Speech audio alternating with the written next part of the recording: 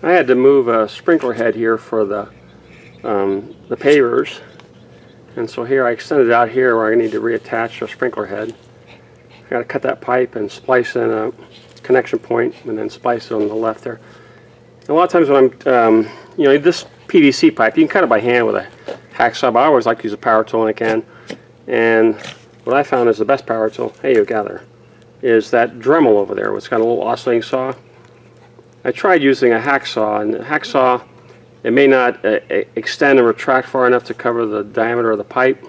Hey, gather. No, that's not for you. What are you doing there? But with this Dremel, it's got this little oscillating saw that goes back and forth. You make a nice clean cut. Get that pipe, so let's see if we can do this here real quick.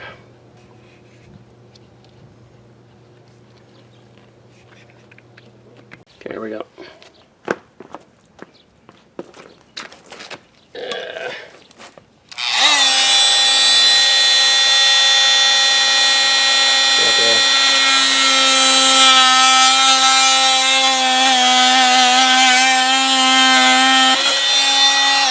Perfect. Okay, in there. Great.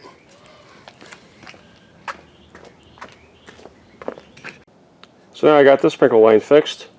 I discovered I got another leak here as a result of putting the pavers I got to take care of here.